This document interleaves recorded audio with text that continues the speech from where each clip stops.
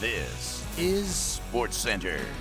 Welcome into SportsCenter. He's the great Scooby Mageza. I'm Arda Ocal. Yeah, great. Arda Ocal, not AA Arda. All eyes are on Steel City, though, for another AA. Yeah, that would be Aaron Rodgers, who has gone on record saying this is most likely his final season. And today, that all began with his new team, the Pittsburgh Steelers, reported to training camp, and it's been a really active offseason for them, which includes signing Aaron Rodgers, trading for DK Metcalf, and re-signing TJ Watt to a record contract extension, making him the highest paid non-quarterback in NFL history.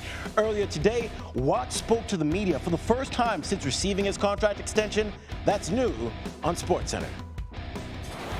I just wanted the deal to get done, and obviously I'm happy it got done before training camp, just to be able to be here, to eliminate any potential distraction, to just worry about football. I'm just excited. I'm really excited to be here. Excited to show the fans what we have to offer here this training camp and get the ball rolling. I mean, he's been around the block quite some time, so I think he is going to bring a lot to the table. I'm excited to be able to get to see him. I haven't been able to shake his hand and say hello yet. Obviously seen him after here and there, but I'm excited, just like all the new guys we have. And we're excited to bring in NFL analyst and two-time Super Bowl champion Booger McFarland for more on Pittsburgh. Boog, locking up TJ Watt capped off a busy offseason on defense that included trading Minkah Fitzpatrick for Jalen Ramsey and signing Darius Slay Jr. How does Pittsburgh's defensive unit rank among the league's best? Well, they got a lot of talent on that side of the football. When you talk about adding in Jalen Ramsey to pair him with Joey Porter Jr., that gives you a very formidable tandem at the cornerback spot.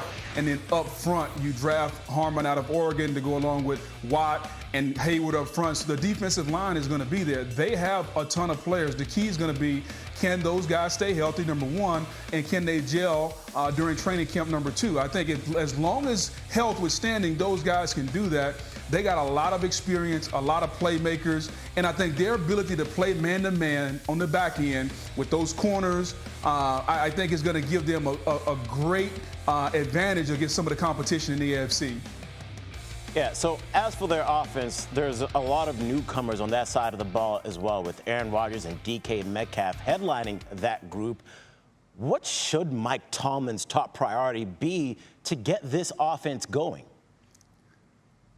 Well, I think Mike Tomlin understands how to get a team together. You talk about a guy that's never had a losing season. He understands how to galvanize a group, but he's got to get the offense to understand who they are. Even though we have one of the greatest quarterbacks of all time in Aaron Rodgers, this is not going to be a passing offense. The offensive line has got to be really good. They've got to gel. They got a lot of high picks, a lot of young guys on that offensive line. And so if they can be physical and run the football, and then when those key moments pop up and they need to push the football down the field, DK Metcalf, if Aaron Rodgers can get that done, I think that's the best way for this offense to play. Their offensive coordinator, Arthur Smith, wants to run the football. Mike Tomlin is a physical type coach. He wants to run the football. They are having training camp in the middle of the day. They move their practices from morning to afternoon so they could be in the hottest part of the day. He wants this team to be battle-tested, physically and mentally tough, and I think that's how they're going to play. I love that note of moving practice. It's really going to make a difference for those who have played football and been at training camp before. Boog, stay right there. Lots to get into with the AFC North. Arda? I would hate that temperature change. Bengals training camp kicking off today. Trey Hendrickson and Shamar Stewart did not report as they go through separate contract disputes. Hendrickson pulling a Triple H and playing the game. Posted on his Instagram story Tuesday with a very clear location marker that said Florida, not Ohio. Joe Burrow talked about this and more with the media today, new on SportsCenter. Yeah, obviously disappointing. You know, you'd like to have all your guys out there day one to try to build that cohesion that I was talking about earlier. But it's not how it usually works out. You know, it's a business, and that is how it's gone. You know, nobody's ever going to fault a player for doing business how he feels he needs to. It's cutthroat business. It's you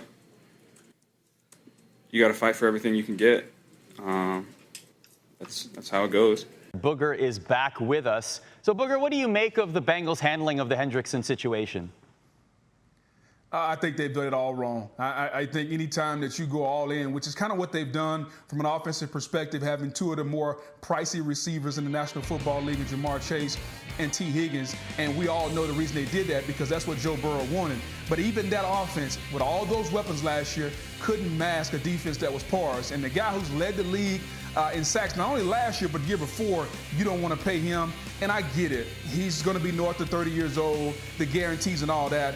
But this league is about production. It's not about what you think. It's about actually going out there and getting it done. He's done it at a high level. And I think based on the way he prepares and how he takes care of his body, there's no reason to think that Trey Hendrickson is not going to be a formidable defensive end for a couple of years to come. So I think he should be paid his money. I think Mike Brown and everybody up there, Tobin, they've done a very poor job of how they handle this. He's earned the money, paid the man, and I think they should do it. And the longer they wait, now they are sending a message to the locker room that it's not about what you do. It's about what we think you can do going forward. And that's not the way you want to treat. This is a league about production. You do the right thing, you go out and produce, you put up your numbers, you're supposed to get paid. Not only Hendrickson, Micah Parsons also. And I think those two teams, even though we didn't talk about the Cowboys, they are sending bad messages to their players in the locker room about how they're treating those star guys. Yeah, the clock is ticking indeed. Hendrickson finished second in Defensive Player of the Year voting last season. Yeah. And you mentioned that the Bengals paid their star receivers, but even that side of the ball couldn't overcome Cincy's poor defense last season. So can Burrow and the Bengals offense carry Cincinnati into the postseason? No, I think everybody's seen that. Like Joe Burrow, I think is a top 3 quarterback in the National Football League, and you got 2 of the top 8 receivers, top 10 receivers in football, however you want to stack them. The offensive line should be a little better. They can run the football. But this league is not a league predicated just on offense. Like, you got to stop some people. And I know the offense is really good, and those weapons are nice, and everybody's going to show up to see them score a touchdown. But if you can't stop a nosebleed, then you can't win a football game. And I think that's where Cincinnati has to kind of put their mojo on during training camp. You got to go out and become a more physical defense. Can you stop people when you need to? Last year they couldn't. This year we'll see if they can. Bengals lost 4 games last season despite scoring 30 points. That's tied for the NFL record with the 2002. SportsCenter with Scooby and Otter. Dolphins receiver Tyreek Hill caused an uproar last season when he didn't play in the fourth quarter of the final game against the Jets. Head coach Mike McDaniel said he wasn't hurt but was unavailable. Miami lost that game, and afterward, a frustrated Hill said this.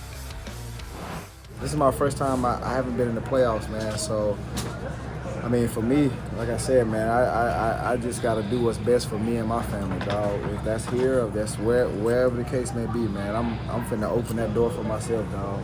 As I'm opening the door, like I'm out, bro.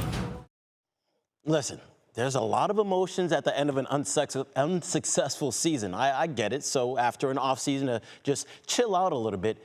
Hill had a different tone at camp yesterday, saying he hasn't always given the best version of himself, and he's worked hard in the offseason to do that. Hill will go on to say he's matured and wants to be a better leader. Today, his QB, Tua Tagovailoa, was asked, did you guys have to rebuild your relationship together? Well, here's what Tua said. It's new on SportsCenter. I would say we're still continuing to do that. But it's not just with me, it's with a lot of the guys. I'm not the only one that heard that.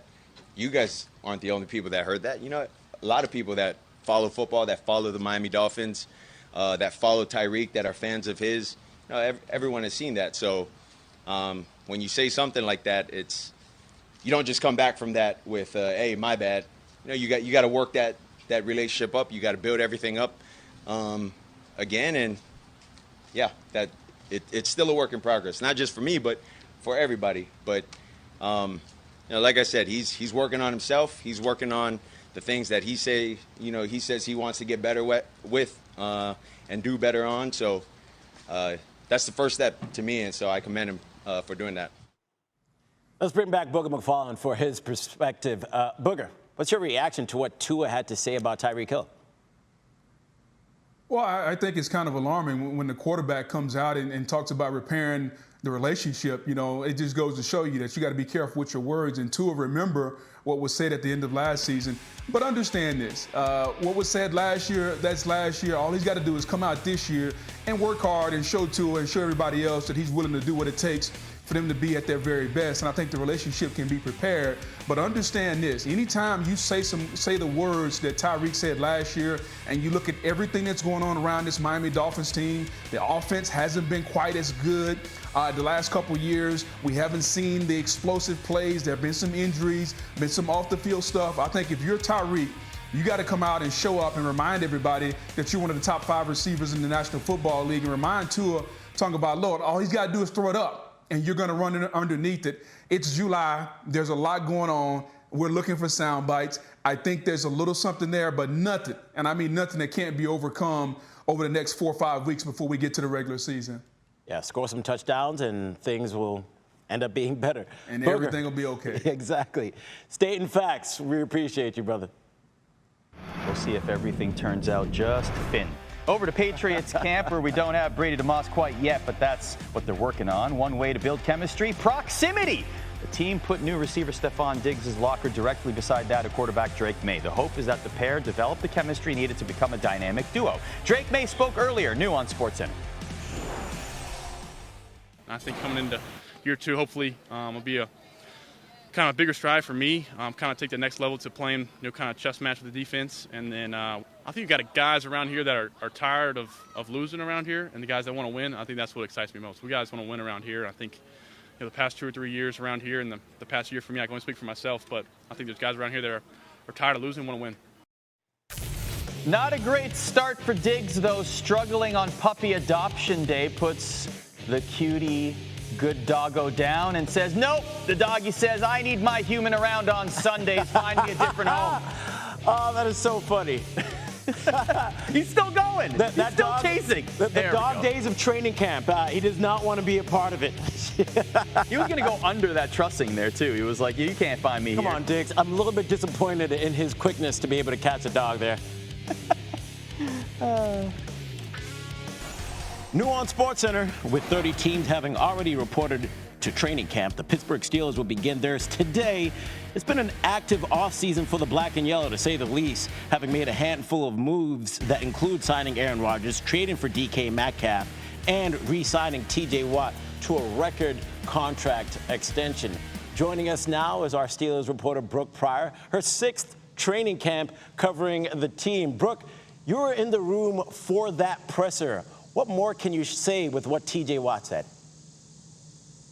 Scooby, I've been in a lot of TJ Watt pressers, and this was the most at ease and kind of jovial I've ever seen TJ Watt, and I guess having $108 million guaranteed can lighten the mood. He was all smiles, joking about how he was excited to be in Latrobe because he was going to take the guys out for wings at Sharky's, one of the local bars here. And of course, he said he plans on picking up the tab. He'll be doing that quite frequently over the next couple years. And he also said that he was excited to see all of the moves that the Steelers were making because it does show that this is a team that is all in and that is committed to changing the narrative that has been around this team. He talked about the difference in being around guys who have won a Super Bowl and guys who haven't won a Super Bowl, and he was happy to see that this is an organization that is doing everything they can to get the Steelers where they want to go. And speaking of picking up the tab, I saw TJ Watt, his brother, tweet that he better never let me reach for my wallet at dinner ever again. So sticking on defense, Jalen Ramsey is one of the more notable defensive newcomers. What's been his initial approach getting acclimated with the Steelers? Well, Jalen Ramsey might be new to the Pittsburgh Steelers, but he is not new to Mike Tomlin. Ramsey said today that he dined with Tomlin all the way back during his pro days in Tallahassee. And Tomlin said then, hey, man, we know we're not going to have a draft pick high enough to get you, but we want to take you out to dinner. We want to get to know you. So now things have come full circle, and he's here in Pittsburgh. And it's not just Mike Tomlin that Ramsey's familiar with. He played with Robert Woods in L.A. He knows Joey Porter Jr. from training. So he's acclimating to his new teammates quickly. Now, the most important thing to know about Jalen Ramsey is his versatility. GM Omar Khan said that was a huge piece in why they acquired him. And so I asked Jalen Ramsey, what do you envision your role being here? Will you be corner, slot, safety? And he looked at me and smiled and he said, I'm a football player. I guess we're going to find that out together. Yeah, that very much sounds like Jalen Ramsey. And since 2016, Jalen Ramsey and Darius Slay Jr. recorded the 2 highest percentage of their team's pass breakups. Brooke, thank you very much. I'd like to meet the person sad making $100 million. Raiders veterans reported to camp yesterday, kicked off today. Pete Carroll says he's used to winning 10 games every year, so expectations are high. Drafting Ashton Genty helps. He also brought in guys he's comfortable with, like Jamal Adams and Geno Smith. The quarterback spoke today. It's new on SportsCenter. Yeah, Pete doesn't seem different at all. I'm pretty sure he's learned a lot. That's just the way that he is. He's always trying to improve, and I think, for me as, just a player, just seeing him, man, it's just great to see the energy that he continues to bring every single day. Our first team meeting was just jacked up, and, guys are, losing their minds in there. But, Pete, he loves it, and I think, he's only going to continue to get better as a coach because that's his mindset. That's the way he works. Over the last 3 seasons, Geno Smith's calling card has been accuracy, ranking 4th among all quarterbacks in completion percentage and 1st in off-target rate. In the same span, Raiders quarterbacks ranked 25th in completion percentage and 23rd in off-target rate. Optimism in Vegas for the Geno Pete Carroll offensive reunion. Joining us now from Henderson, Nevada, home of the Silver Knights, is our senior NFL reporter, Kaylin Kaler. So, year 1 of the Pete Carroll era now underway in Las Vegas. What can you share about his early message to the Silver and Black? Well, as quarterback Geno Smith said, Pete Carroll is still the same guy that you remember. At 73 years old, he has not lost a step.